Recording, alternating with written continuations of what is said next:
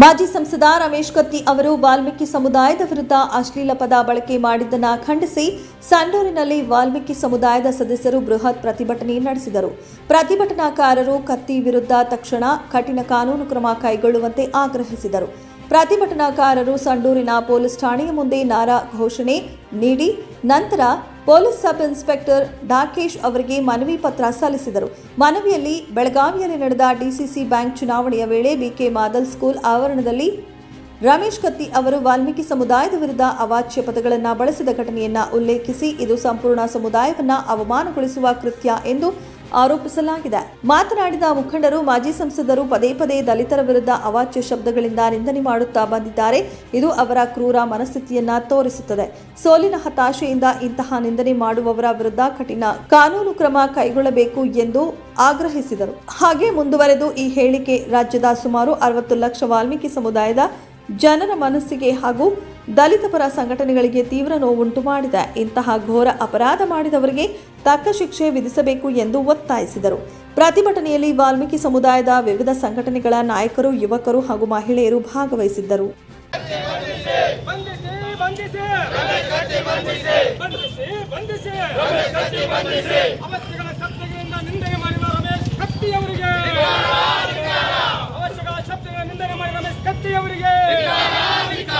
ಬಂಧಿಸಿ ಬಂಧಿಸಿ ರಮೇಶ್ ಕತ್ತಿ ಬಂಧಿಸಿ ಬಂಧಿಸಿ ಅಯ್ಯಯ್ಯೋ ಅನ್ಯಾಯ ಅಯ್ಯಯ್ಯೋ ಅನ್ಯಾಯ ಅಯ್ಯಯ್ಯೋ ಅನ್ಯಾಯ ಎಲ್ಲೆವರೆಗೆ ಹೋರಾಟ ಎಲ್ಲೆವರೆಗೆ ಹೋರಾಟ ಎಲ್ಲೆವರೆಗೆ ಹೋರಾಟ ಎಲ್ಲೆವರೆಗೆ ಹೋರಾಟ ಯಾತಕ್ಕಾಗಿ ಹೋರಾಟ ನ್ಯಾಯಕ್ಕಾಗಿ ಹೋರಾಟ ಯಾತಕ್ಕಾಗಿ ಹೋರಾಟ ನ್ಯಾಯಕ್ಕಾಗಿ ಹೋರಾಟ ನ್ಯಾಯ ಬೇಕು ನ್ಯಾಯ ಬೇಕು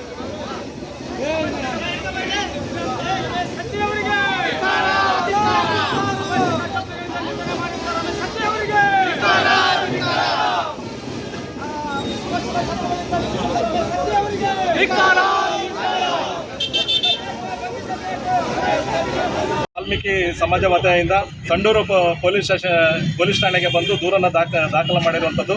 ಕಾರಣ ಏನಂತ ಹೇಳಿದ್ರೆ, ಈ ಹಿಂದೆ ಸುಮಾರು 15 ದಿನಗಳ ಹಿಂದೆ ರಮೇಶ್ ಕತ್ತಿ ಅನ್ನುವರು ವಾಲ್ಮೀಕಿ ಸಮಾಜವನ್ನು ನಿಂದಿಸಿ ಆಕ್ಷೇಪಾರ್ಹ ಪದಗಳನ್ನು ಬಳಸಿರೋದ್ರಿಂದ ಈಗಾಗಲೇ ಸುಮಾರು ಆತನ ಮೇಲೆ 12 ಅಟ್ರಾಸಿಟಿ ಕೇಸ್ಗಳನ್ನು ದಾಖಲಾಗಿದೆ ಅಂತಕ್ಕಂಥ ಮಾತನ್ನು ಹೇಳ್ತಾರೆ.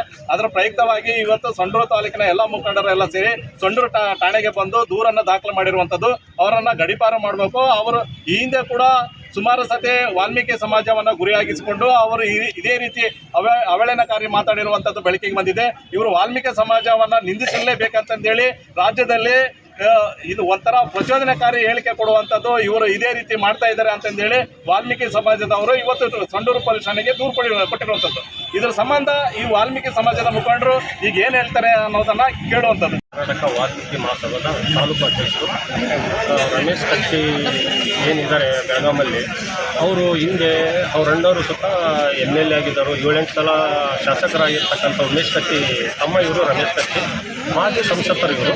ಹಿಂದೆ ಒಂದು ಸಲ ನಮ್ಮ ಜಾರಕಿಹೊಳಿ ಫ್ಯಾಮಿಲಿಯಲ್ಲಿ 8 ಜನ ಗೆದ್ದಿರ್ತಾರೆ. ಅವ್ರು ಇಬ್ಬರೇ ಗೆದ್ದಿರ್ತಾರೆ. ಯಾರು ಉಮೇಶ್ ಕತ್ತಿ ಆ್ಯಂಡ್ ಜಲ್ಲೆ ಫ್ಯಾಮಿಲಿ ಇಬ್ಬರೇ ಗೆದ್ದಿರ್ತಾರೆ. ಅಧ್ಯಕ್ಷರು ಮಾಡಬೇಕು, ಯಾವ ಥರ ಮಾಡ್ಬೇಕಂತೇಳಿ ನಾವೇ ಅಧ್ಯಕ್ಷ ಆಗ್ತೀವಿ ಅಂತ ಬಂದಾಗ ಅದೇ ನಮ್ಮ ವಾಲ್ಮೀಕಿ ಸಮಾಜದ ಜಾರಕಿಹೊಳಿ ಫ್ಯಾಮಿಲಿ ಉಮೇಶ್ ಕತ್ತಿಗೆ ಅಧ್ಯಕ್ಷ ಸ್ಥಾನ ಕೊಡ್ತಾರೆ.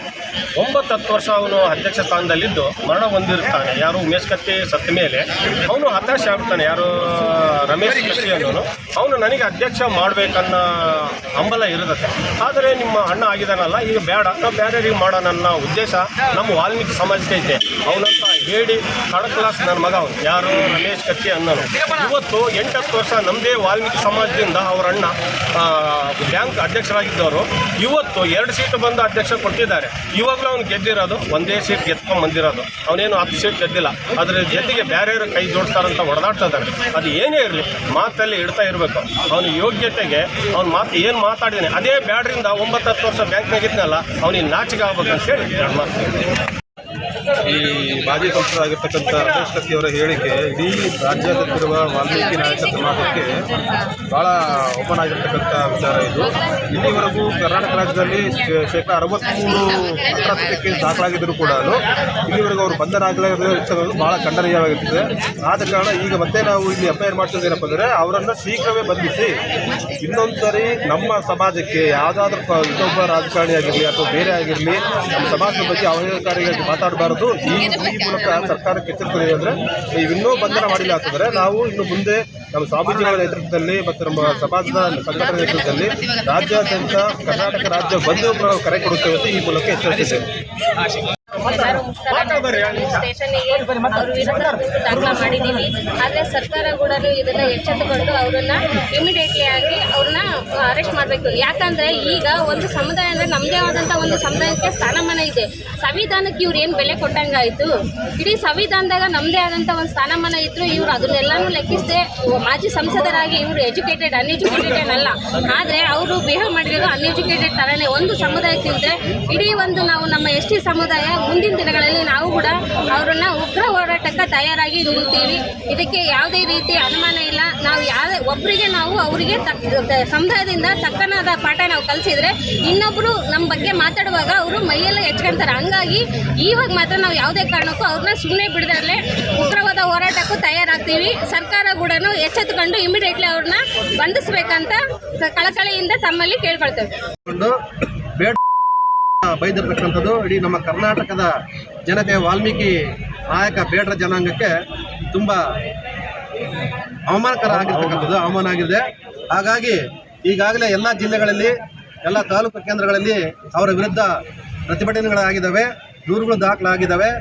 ಸರ್ಕಾರ ಆದಷ್ಟು ಬೇಗ ಎಚ್ಚೆತ್ತುಕೊಂಡು ಆ ವ್ಯಕ್ತಿಯನ್ನು ಬಂಧಿಸಬೇಕು, ಕಾನೂನಿನ ಅಡಿಯಲ್ಲಿ ಅವ್ರಿಗೆ ಶಿಕ್ಷೆ ಕೊಡಬೇಕು, ಆದಷ್ಟು ಬೇಗ ಅವ್ರನ್ನ ಗಡೀಪಾರು ಮಾಡ್ತಕ್ಕಂಥ ಪ್ರಕ್ರಿಯೆಯನ್ನು ಪ್ರಾರಂಭ ಮಾಡಕ್ಕಂತೇಳಿ ಈ ಮೂಲಕ ಸರ್ಕಾರಕ್ಕೆ ನಾನು ಆಗ್ರಹಿಸ್ತೀನಿ.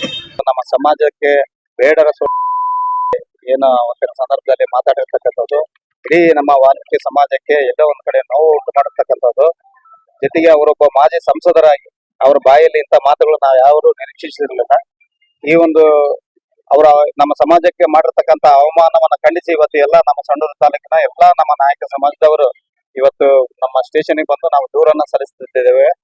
ಇವತ್ತು ಕೇವಲ ದೂರ ಅಷ್ಟೇ ಅಲ್ಲ, ಅವರನ್ನ ಗಡೀಪಾರು ಮಾಡಬೇಕು. ಪದೇ ಪದೇ ಇವತ್ತು ಅವಾಚ್ಯ ಶಬ್ದಗಳು ನಮ್ಮ ಸಮಾಜಕ್ಕೆ ಮತ್ತು ಸಮಾಜದಿಂದ ಬೇರೆ ಸಮಾಜದವರಿಗೆ ಒಂದು ಈ ರೀತಿ ಒಂದು ಸಂಘರ್ಷವನ್ನು ಉಂಟು ಮಾಡಿ ಬೇರೆ ಬೇರೆ ಸಮಾಜಗಳ ಕೋಮು ಗಲಭೆಗಳನ್ನ ಸೃಷ್ಟಿ ಮಾಡತಕ್ಕಂತ ಒಂದು ವ್ಯವಸ್ಥೆ ಅವ್ರು ಏನ್ ಮಾಡ್ತಾ ಇದಾರೆ, ಅದನ್ನ ಸರ್ಕಾರ ಕೂಡಲೇ ಅವರ ವಿರುದ್ಧ ಕ್ರಮ ತಗೋಬೇಕು ಮತ್ತು ಎಫ್ಐಆರ್ ಮಾಡ್ಬೇಕಂತ ಹೇಳಿ ಈ ಸಂದರ್ಭದಲ್ಲಿ ನಾನು ಮನವಿ ಮಾಡ್ತಾ ಅವರು ಈ ಹಿಂದೆ ಕೂಡ ವಾಲ್ಮೀಕಿ ಸಮಾಜವನ್ನೇ ಟಾರ್ಗೆಟ್ ಮಾಡಿ ಮಾತಾಡಿರುವಂತದ್ದು, ಈಗೂ ಅದೇ ಮಾತಾಡಿರುವಂತದ್ದು. ಕಾರಣ ಏನಿರ್ಬೋದಂತ? ಅಲ್ಲಿ ಏನಿಲ್ಲ, ಈಗ ಕೋಮು ಗಲಭೆಯನ್ನ ಸೃಷ್ಟಿ ಮಾಡಿ ಈ ನಮ್ಮ ಸಮಾಜವನ್ನ ಎಲ್ಲೋ ಒಂದ್ ಕಡೆಗೆ ತುಳಿಯುವಂತ ಒಂದು ಹುನ್ನಾರ ಅವ್ರು ನಡೆಸಿದ್ರೆ ಮೊದ್ಲಿಂದನೂ ಅಷ್ಟೇ ನಮ್ಮ ಸಮಾಜವನ್ನ 2-3 ಬಾರಿ ಈ ರೀತಿ ಅವಹೇಳನಕಾರಿ ಹೇಳಿಕೆಗಳನ್ನ ಕೊಟ್ಟಿರ್ತಕ್ಕಂಥದ್ದು ನಾವೆಲ್ಲ ಕೇಳಿದೀವಿ. ಈ ಸಾರಿ ಅವರನ್ನ ಕೂಡಲೇ ಸರ್ಕಾರ ಕ್ರಮ ಕೈಗೊಳ್ಳಬೇಕು. ನಾವೆಲ್ಲ ಸಮಾಜದವರು ಮುಂದಿನ ದಿನಮಾನದಲ್ಲಿ ರಾಜ್ಯವ್ಯಾಪಿ ಉಗ್ರ ಹೋರಾಟವನ್ನ ಮಾಡ್ಲಿಕ್ಕೆ ನಾವೆಲ್ಲ ಸ್ವಾಮೀಜಿಗಳ ನೇತೃತ್ವದಲ್ಲಿ ಮುಂದಿನ ದಿನಮಾನದಲ್ಲಿ ಹೋರಾಟವನ್ನ ನಡೆಸಲಿಕ್ಕೆ ಮತ್ತೆ ನಾವು ಎಲ್ಲರೂ ತಯಾರಾಗ್ತೇವೆ. ಯಶೋಧ ಅಂತ ವಾಲ್ಮೀಕಿ ಸಮಾಜದಲ್ಲಿ ನನ್ನ ಉಪಾಧ್ಯಕ್ಷ ಮಾಡಿದ್ದಾರೆ. ಈ ಒಂದು ಹೋರಾಟಕ್ಕೆ ಕಾರಣ ಆಗಿರ್ತಕ್ಕಂಥ ರಮೇಶ್ ಕತ್ತಿ ಅವರು ಒಂದು ಸ್ಥಾನಕ್ಕೆ ಯೋಗ್ಯವಲ್ಲದ ಮಾತನ್ನು ಆಡಿದ್ದಾರೆ. ಅದು ಇನ್ನೊಬ್ಬರ ಮನಸ್ಸನ್ನು ನೋವು ಮಾಡಬಾರ್ದು ಅನ್ನೋಷ್ಟು ಒಂದು ಸಾಮಾನ್ಯವಾದ ಒಂದು ಜ್ಞಾನ ಕೂಡ ಇಲ್ಲದೆ ಇರ್ತಕ್ಕಂಥವ್ರು ಅಷ್ಟು ಒಂದು ಗಂಡ ವ್ಯಕ್ತಿ ಹೇಗಾಗಿದ್ದಾರೆ ಅನ್ನೋದು ಕೂಡ ಒಂದು ವಿಪರ್ಯಾಸನೆ. ನಮ್ಮ ವಾಲ್ಮೀಕಿ ಸಮಾಜವನ್ನು ಅಷ್ಟು ಹೀಯಾಳಿಸುವಂಥ ಅವರ ಮನಸ್ಥಿತಿ, ಅವರ ವ್ಯಕ್ತಿತ್ವ ಏನಂಥದ್ದು ಅವರ ಮಾತಿನಿಂದನೇ ಅವ್ರ ವ್ಯಕ್ತಿತ್ವ ಗೊತ್ತಾಗುತ್ತೆ. ವಾಲ್ಮೀಕಿ ಸಮಾಜವನ್ನು ಹಿಂದಿನಿಂದಲ್ಲ ಮೊದಲಿನಿಂದಲೂ ತುಳಿತಾನೆ ಬಂದಿದ್ದಾರೆ. ವಾಲ್ಮೀಕಿ ಅಂತಂದ್ರೇ ಒಂದು ದೈವ ಇದು ಬರ್ತಕ್ಕಂಥ ಮನೋಭಾವನೆ. ವಾಲ್ಮೀಕಿ ಮಹರ್ಷಿ ಅಂತಂದ್ರೇ ಎಲ್ಲರೂ ಕೈ ಮುಗಿಯುವಂಥದ್ದು. ಅಂಥ ಒಂದು ಕುಲಕ್ಕೆ ಅವರು ಅವಮಾನ ಆಗೋ ರೀತಿ ಮಾತಾಡಿದಾರಂದರೆ ಇದರ ಅವರು ವ್ಯಕ್ತಿತ್ವ ತೋರಿಸ್ತದೆ. ಅವರು ಮಾತಾಡೋದಕ್ಕಿಂತ ಹೀಗೆ ಮುಂದಿನ ದಿನಗಳಲ್ಲಿ ಅವರು ಇದೇ ರೀತಿ ನಾಲ್ಗೆಯನ್ನು ಅರಿಬಿಟ್ಟಲಾದರೆ ಯಾವ ಪುರುಷರು ಬೇಡ, ನಮ್ಮಂಥ ಮಹಿಳೆಯರೇ ಸಾಕು ಅವರ ನಾಲ್ಗೆಯನ್ನು ಹಿಡಿದು ನಾವು ಕಟ್ ಮಾಡ್ತೇವೆ. ಅವರವರು ಧರ್ಮ ಅವ್ರಿಗೆ ಹೆಚ್ಚಿರುತ್ತೆ. ಅವರು ಬಹಿರಂಗವಾಗಿ ವಾಲ್ಮೀಕಿ ಬೇಡರು ಸುಳ ಮಕ್ಕಳು ಅಂತಂತೇಳಿ ಮಾತಾಡ್ತಾರೆ ಅಂದರೆ ಅವರು ಮತ್ತು ಅವರ ಮನಸ್ಥಿತಿ, ಅವರ ನಾಲ್ಗೆ ಎಷ್ಟು ನೀಚ ಮಟ್ಟದ್ದು ಅಂತಂತೇಳಿ ಇದರಲ್ಲೇ ಗೊತ್ತಾಗುತ್ತೆ. ಇದೇ ರೀತಿ ರಮೇಶ್ ಕತ್ತಿ ಅವರೇ, ನೀವು ಮುಂದಿನ ದಿನಗಳಲ್ಲಿ ಇದೇ ರೀತಿ ನಾಲ್ಗೆಯನ್ನು ಹರಿಬಿಟ್ಟಲ್ಲ ಆದರೆ ಯಾರೂ ಬೇಡ, ಬಹಿರಂಗವಾಗಿ ನಾವೇ ಸವಾಲನ್ನು ಹಾಕ್ತೇವೆ, ನಾವೇ ಮಹಿಳೆಯರೇ ಬರ್ತೇವೆ, ನಿಮ್ಮ ಮಾನ ಮರ್ಯಾದೆಯನ್ನು ಹರಾಜಾಗ್ತೇವೆ. ಜೈ ಶ್ರೀರಾಮ್.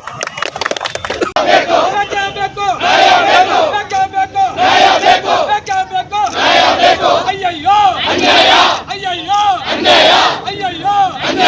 ಅಯ್ಯಯ್ಯೋ ಅಯ್ಯಯ್ಯೋ ಬಂಧಿಸಿ ಬಂಧಿಸಿ ಬಂಧಿಸಿ ಬಂಧಿಸಿ ನಿಂದ ನಮಗೆ ರಮೇಶ್ ಕತ್ತಿ ಅವರಿಗೆ ರಮೇಶ್ ಕತ್ತಿ ಅವರಿಗೆ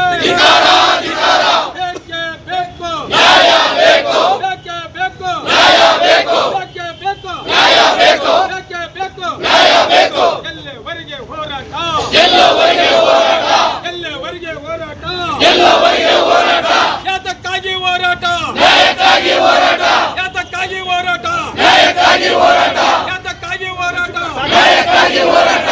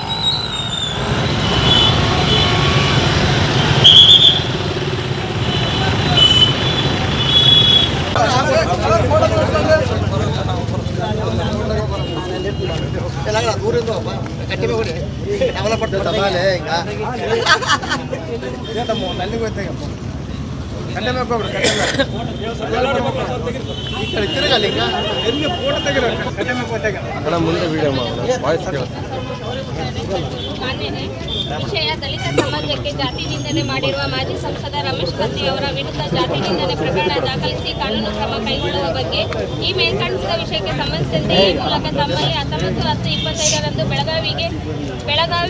ಬೆಳಗಾವಿ ಯುಕೆ ಮಾಡೆಲ್ ಸ್ಕೂಲ್ ಮೈದಾನದಲ್ಲಿ ಡಿಸಿಸಿ ಬ್ಯಾಂಕ್ ಚುನಾವಣೆ ಪ್ರಕ್ರಿಯೆ ನಡೆಯುತ್ತಿರುವ ಸಂದರ್ಭದಲ್ಲಿ ಮಧ್ಯಾಹ್ನ 3 ಗಂಟೆಯಿಂದ 4 ಗಂಟೆ ಅವಧಿಯಲ್ಲಿ ಚಿಕ್ಕೋಡಿಯ ಮಾಜಿ ಸಂಸದರಾದ ಲಿಂಗಾಯತ ಜಾತಿಯ ಬೆಲ್ಲದ ಬಾಗೇವಾಡಿ ರಮೇಶ್ ಕತ್ತಿ ತಂದೆ ವಿಶ್ವನಾಥ್ ಕತ್ತಿ ತನ್ನ ಬೆಂಬಲಿಗರೊಂದಿಗೆ ಮಾತನಾಡುತ್ತಾ ಬೇಡರ ಸೂಳೆ ಮಕ್ಕಳು ಎಂದು ಸಾರ್ವಜನಿಕವಾಗಿ ವಾಲ್ಮೀಕಿ ನಾಯಕ ಜನಾಂಗವನ್ನು ಅವಾಚ್ಯ ಶಬ್ದಗಳಿಂದ ಬೈದು ಜಾತಿ ನಿಂದನೆಯನ್ನು ಮಾಡಿ ಪರಿಶಿಷ್ಟ ಪಂಗಡದ ವಾಲ್ಮೀಕಿ ಸಮಾಜವನ್ನು ಅವಮಾನಿಸಿದ್ದು, ಇದರ ವಿಡಿಯೋ ಸಾಮಾಜಿಕ ಜಾಲತಾಣದಲ್ಲಿ ಹರಿದಾಡುತ್ತಿದೆ. ಇದರಿಂದ ರಾಜ್ಯದ ಸಮಸ್ತ ವಾಲ್ಮೀಕಿ ಸಮುದಾಯ ಜನರ ಮನಸ್ಸಿಗೆ ತೀವ್ರ ನೋವು ಉಂಟಾಗಿ ಅಲ್ಲದೆ ಅಪಮಾನದಿಂದ ನಮ್ಮ ಭಾವನೆಗಳಿಗೆ ಧಕ್ಕೆ ಉಂಟಾಗಿದೆ. ಇದರ ಪರಿಣಾಮವಾಗಿ ರಾಜ್ಯದಲ್ಲಿ ಪರಿಶಿಷ್ಟ ಹಾಗೂ ಮೇಲ್ವರ್ಗದ ಸಮುದಾಯಗಳ ನಡುವೆ ಸಂಘರ್ಷ ಉಂಟಾಗುವ ಸಂದರ್ಭವನ್ನು ಇವರು ಸೃಷ್ಟಿಸಿದ್ದಾರೆ. ಇಂಥವರು ಸಹಜವಾಗಿ ಪರಿಶಿಷ್ಟ ಜಾತಿ ಪರಿಶಿಷ್ಟ ಪಂಗಡವನ್ನು ಅವಹೇಳನಕಾರಿಯಾಗಿ ಅವಮಾನಿಸುವ ಕೆಲಸ ಮಾಡುತ್ತಿದ್ದಾರೆ. ಇದರಿಂದ ಸಮಾಜದಲ್ಲಿ ಮೇಲು ಕೀಳು ಎಂಬ ಭಾವನೆಗಳಿಗೆ ಉತ್ತೇಜನ ಸಿಗುತ್ತದೆ. ಯಡೂರು ತಾಲೂಕಿನ ಮಹಿಳಾ ಘಟಕ ಹಾಗೂ ನಗರ ಘಟಕ ಹಾಗೂ ಸಮುದಾಯದ ವಿವಿಧ ಸಂಘಟನೆಗಳ ಪರವಾಗಿ ಈ ಮೂಲಕ ಕೇಳಿಕೊಳ್ಳುವುದೇನೆಂದರೆ ಈ ದೂರನ್ನು ತಮ್ಮ ಅಸಹಾಯಕನಿಗೆ ಸಲ್ಲಿಸಲಾಗುತ್ತದೆ. ಧನ್ಯವಾದಗಳು.